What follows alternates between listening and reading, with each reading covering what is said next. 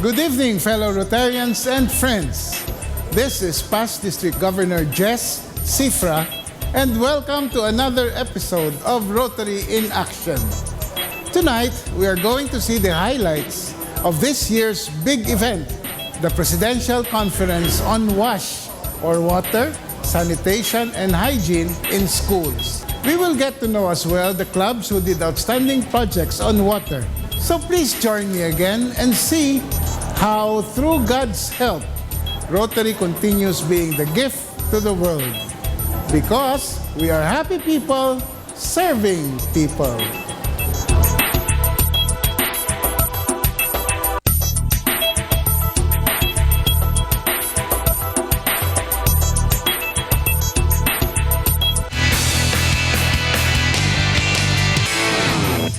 Nagbabalik ang Rotary in Action. Ngayon naman, tingnan natin ang mga proyekto ng iba't ibang Rotary Clubs. Panoorin niyo po ito.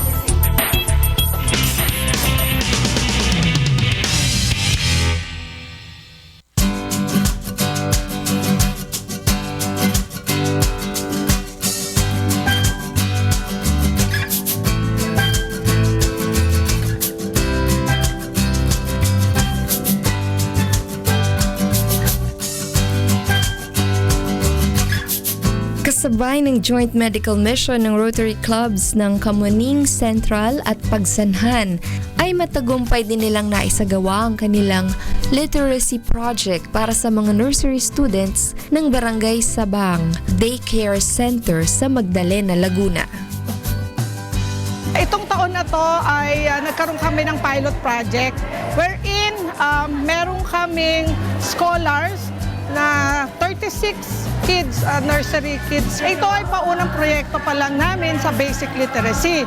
Wherein sa isang taon, sa buong taon, ay binabayaran namin ang libreng pag-aaral ng mga nursery, libreng kagamitan para sa eskwelahan, at libreng uniform para sa kanila. At ngayon ngang araw na ito ay napili namin upang isabay ang pagtatapos ng 36 na nursery students na to. Sa aming sister club, RC Pagsanghan, tuloy-tuloy po sa awa ng Diyos ang pagbibigay natin ng proyekto para sa mga nangangailangan. At kayang-kaya po natin ito sa ating pagsasama-sama ng lakas at lahat po ng resources na ating pwedeng magawa upang maisakatuparan natin ang ating taon-taon na pagsasama ng proyekto sa ngalan ng Rotary International. At kami from the Rotary Club of Kamuning Central, District 3780, from the World Class team, together with our RCC dental team and RCC medical team, walang sawa po kami na magbibigay ng proyektong pangkalusugan para sa mga nakakaraming nangangailangan po ng ating serbisyo. In behalf of Rotary Club of Kamuning Central, nagpapasalamat ako sa aming mga members who were able to help us. Salamat po. Hindi namin magagawa ito kundi dahil sa tulong nila. Meron kami mga plano for the next coming year. Nakita nyo naman, we were able to sponsor scholarship for the nursery. Uulitin namin ito hanggang sa magkaroon din ng interes ang mga magulang na iakay o dalhin ang kanilang mga anak sa school. Kasi we have 52 scholarship. Unfortunately, 32 lang ang nakagraduate. Dahil nga, hindi na nga nadala ng mga magulang. Siguro sa nakita nila ngayon that we were able to prepare gifts at saka certificate para next year sisipagin sila na dalhin ang kanilang mga anak. At saka meron din kaming continuous medical, dental mission. Si Rania Gohar ang nanguna sa klase ng unang batch ng scholars. Kaya naman lubos ang pasasalamat ng kanyang ina sa pagkakataon na may labas at malinang ang angking talino ng anak. Malaki po naitulong sa amin ng Rotary kasi po, imbis na po yung kami gagastos ng mga libro, sila na lang po ang nagkano sa amin. Yung pagiging ng mga bata po, pagiging nais po pag-aaral nila. Tapos po, sinecheck po kami nila, yung mga anak po namin ay laging po masaya po kasi hindi ko po hindi-expect na magiging top 1 siya. Mag-aral po siya ng mabuti para po maging masaya po kami mga magulang niya. Tsaka po yung hirap po lahat ay matumbasan po ng pagiging honor mo po. Si Michelle Obog ay isa sa mga guro ng mga batang scholar. Nasaksihan niya kung paano nakatulong sa mga bata ang literacy project na ito. Talaga pong malaking tulong sa amin, lalo na po sa mga bata, sa mga magulang. Kasi po talagang dun sa lugar namin, hirap po talaga ang mga tao. Kaya ni daycare po kasi hindi sila makapag-aral kasi mayroon bayad din yun, monthly, registrations. Dati po mga estudyante ko, 10 lang, hanggang to 15 lang. Ngayon talagang dumami, naging 36 lahat. Nakapaloob din yung mga school supplies, tapos yung mga pandamit nila, yung monthly, registration, books. Pero dapat kailangan, hindi sila pala absent. Kailangan ng mga nanay makikipagtulungin din, marunong din silang tumugon sa dapat nilang gawin sa mga anak nila. Yung talagang willing po ng mga nanay na magtiyaga, tapos yung mga bata po talaga na hindi po nila kayang magpaaral ng daycare. Sa mga parents po, talagang dapat po talaga alalahanin nila yung mga bata nila. Lalo po sa panahon ngayon, mahirap po yung mga hindi nakakapag-aral na bata. Lalo po sa amin doon, pag elementary, stop na. Tapos kung ano-ano na lang trabaho ang ginagawa. At least po, pag start pa lang po, na pag nasimulan na nila ang bata na marunong nang pumasok araw-araw, hanggang paglaki nila, madadala na po nila yun. Ipagpapatuloy ng Rotary Club of Kamuning Central at Rotary Club of Pagsanhan ang literacy project na ito. At loobin ng Diyos, maraming bata pa ang mabibigyan ng pagkakataon sa magandang kinabukasan dahil dito.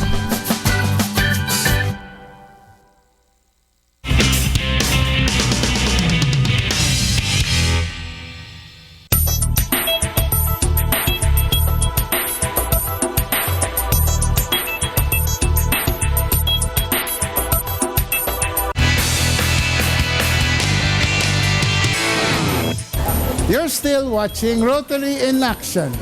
And at this point, let's watch past President Marilyn Lagniton's interview with Rotary International President Ravi Ravindran.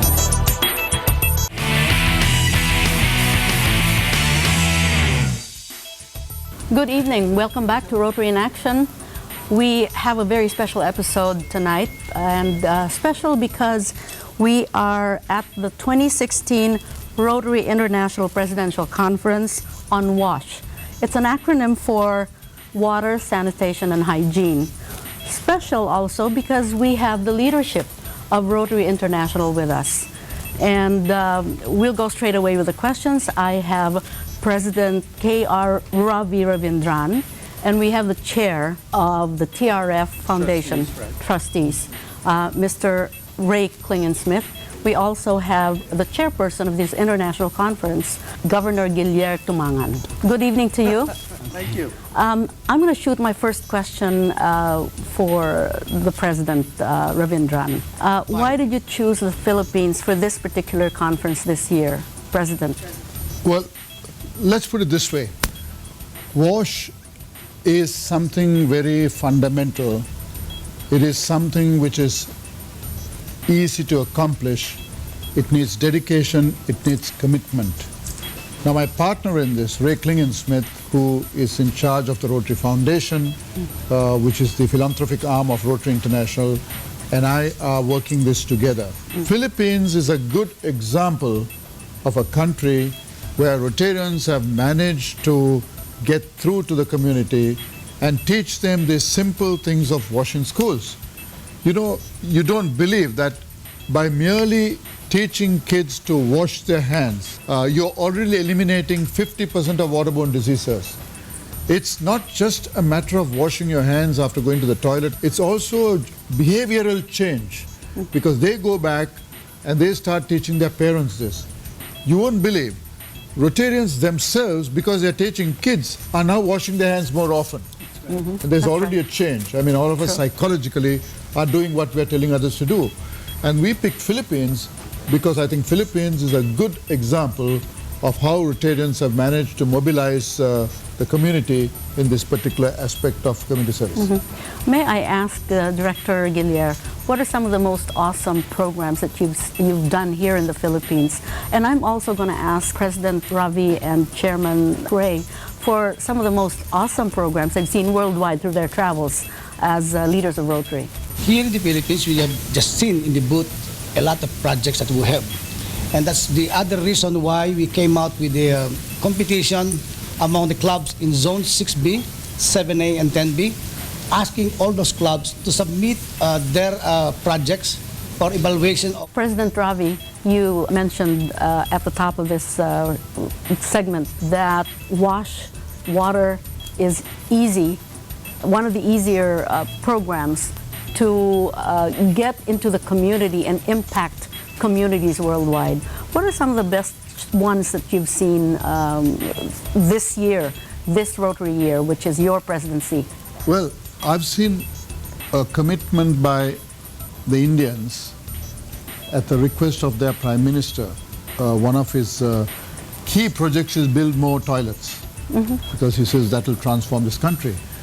Now, Rotarians in India have pledged to build 20,000 toilet blocks in schools, in 20,000 schools.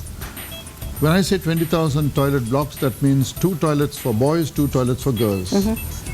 And I can tell you, not only will they accomplish it, and they're well on the course to accomplishing it, but it changes the whole attitude of school-going girls in particular. It will change the whole literacy levels of the demography of India, because girls tend to drop out at the age group of 10, 11, 12 just because there are no toilets available. So when these Rotarians put in these toilets in 20,000 schools, can you imagine girls who would normally have dropped out at 10, 11 now go through their education till 15, 16, and how that will transform their country? A simple thing like putting in toilets can transform a nation. That's what Rotarians are doing. The biggest successes sometimes come with some of the biggest challenges as well. What are some of the challenges that you've met along the way that spelled success after getting over these challenges? We have 6 areas of focus that we started in 2010 when we had the 100 pilot districts try out the Future Vision program. Now the entire Rotary world is covered by the Future Vision, the new grants model, and the 6 areas of focus our attempt to limit what we do so we can do it better. And the water, sanitation, hygiene has been one of the most popular of the areas of focus. And so Rotarians are taking a great interest in that area of focus, as well as disease prevention and treatment. And so we see that as the future, because we like for the Rotarians to choose what they want to do in their countries. Through the global grants, the vocational training teams, the global grant scholarships, and they're voting that they are most interested in WASH. But you see, we didn't mention our biggest success, the eradication of polio.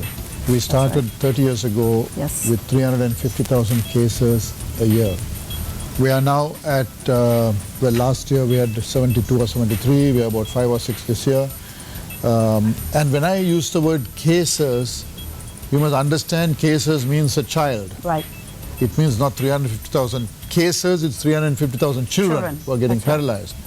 And we are now close to worldwide total eradication. Only 2 countries left, just 5 or 6 cases this year. And it's only second time in the history of this earth that a disease is being eradicated after smallpox. And it shows many things. One of them is the possibility that we have actually reached every single child on earth with vaccines. 2, it is perhaps the best known multilateral government private sector partnership that has ever been put together, and which has shown what can be achieved when you have these type of 2 or 3 forces getting together, powerful forces. And I think that is the greatest legacy we are going to leave for this world. And I might mention as a Rotary historian that our first effort at polio eradication started here in the Philippines. That's right. In 1979. We are blessed and pleased to know that it actually started in the Philippines. And here you are today, once again, having one of the milestones in the international presidential conferences being held right here in the Philippines as well. We do have a lot of problems with water, not only the infection rate and all the other problems that come with it, but also the availability of water itself. You're the chair of the trustees of TRF. How high up in the priority of TRF funding is water and hygiene? It's very high. Okay. All 6 areas of focus, in our view, are equal. But it's which ones the Rotarians apply for grants that are eligible for funding, and they are choosing primarily disease prevention and treatment and WASH, water, sanitation, hygiene. So we let the Rotarians vote by how they apply, and then we respond to the best applications. And so it's very clear that there's great interest. I've read that a third of the world's population still lives without clean water. True. And that's very sad. True. And we need to continue to work in that area, and we're going to work in that area. Have you seen any clear impact on awareness, on branding of Rotary around the world? I can't answer for the Philippines. Maybe he can. But I've certainly seen it elsewhere. I mean, I've seen in my part of the world how top corporates are now teaming up with Rotary to do projects. You see, all the big corporates now have made CSR a sort of a watchword. And it's straight business. When you work with Rotary, we are doing the same things that they want to do. We probably do it better. True. And when you work with Rotary, the return on the investments is higher, right? Because we work free of charge. You can't hire any one of us three for any amount of money, but Rotary gets us for nothing. So we see the branding efforts that we have made. We are now finding companies looking for us, saying, look, we have a CSR project in water. We have a CSR project in housing. We are trying to do something with cancer detection. So there are very great offers coming to us. And in fact, we are now in a situation where we'll have to pick and choose whom we want to work with. Rotary in Action is a weekly television show that is the only show in the Philippines that focuses on Rotary. We have a lot of viewers who are Rotarians. We have a lot of viewers who are non-Rotarians. We have come to the end of this segment. We would like you to please say a word, each one of you, to say a word to our viewers out there. This is the message I have for them. Rotary works for your community. We get together, we have fun with each other, we do some networking with each other, but the purpose of our meeting is to work for our community. And I'm asking you, those out there who are non-Rotarians, to join us. Because if you don't join us, and together we don't work for our community, who else will? Are we going to get the United Nations? Are we going to get someone from overseas? We have to look after our own community. We cannot rely only on the government. We need to support them, and Rotary is the best place to come and work with us. I would just say that Ravi mentioned earlier that we have some very, very high-level people who work for free for Rotary. So as a result, when it comes to volunteer service, we do it better than any other organization in the world. And for those that are not Rotarians, please talk to somebody who is a Rotarian and find out more about us. And of course, from our very own Director Guillermo Tumangan. Last year, we will have a net of 1,800 warm bodies who join us. This year, as of February 29, we have 1,700. We will try our very best to have more than that, so that we can have more hands to help our less fortunate brothers. Thank you for being with us tonight. And from the numbers that I've seen and the diversity of the attendees that I've seen, this certainly looks like a huge success. Congratulations and mabuhay. Mabuhay. Stay tuned, we will be back.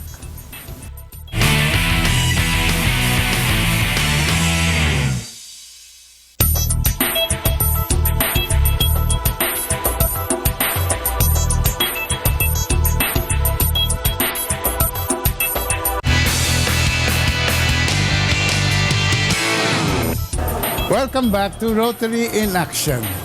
Before we end tonight's episode, kilalanin muna natin ang mga clubs na may outstanding water projects. Please watch this.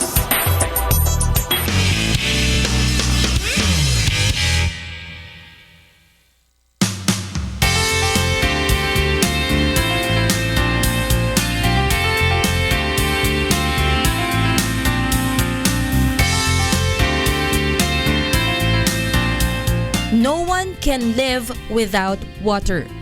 Unfortunately, many people in the world don't have access to clean water.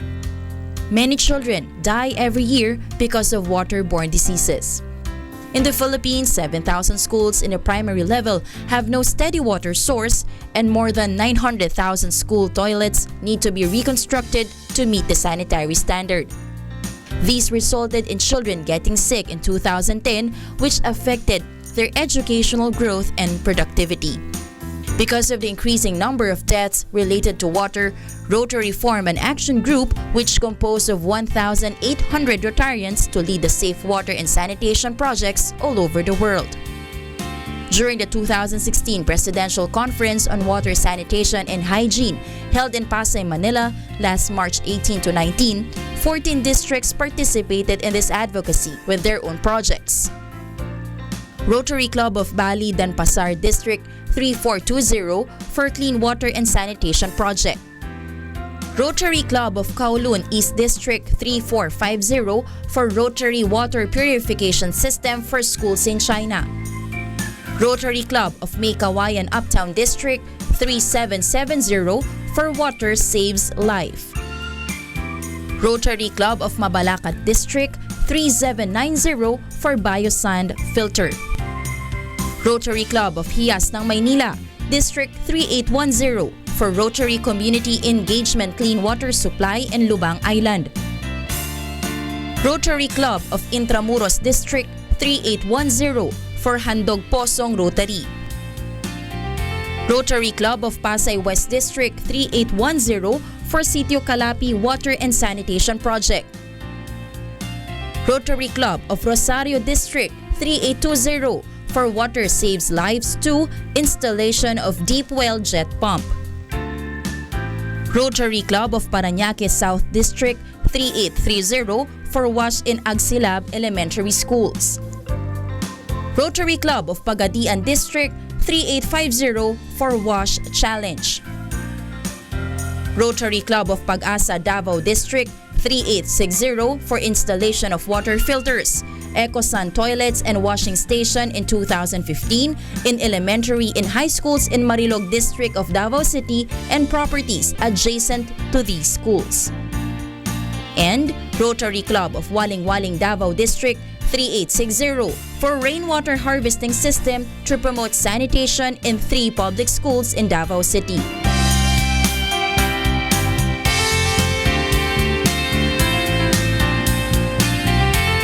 Rotarians will never cease to think of ways on how to contribute for the welfare of their communities and for the whole world in general.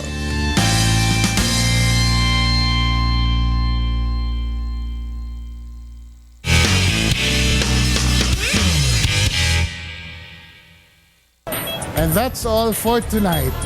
Join us again next week. You can also visit our Facebook page at www.facebook.com/ria.untv. Rotary in Action would like to thank Fatrol.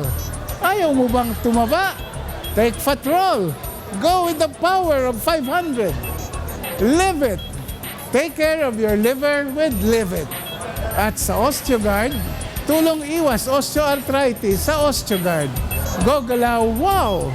At sa New Moms, maging bidang nanay sa New Moms Malunggay. At tulad po ng laging sinasabi ni Kuya Daniel Razon, ang paggawa ng mabuti ay hindi kailanman magbubunga ng masama. Ako pong muli si Past District Governor Jess Cifra. Dito lang sa Rotary in Action because we're happy people serving people. A Rotarian for the world. Make the Rotary flag as the flag of peace.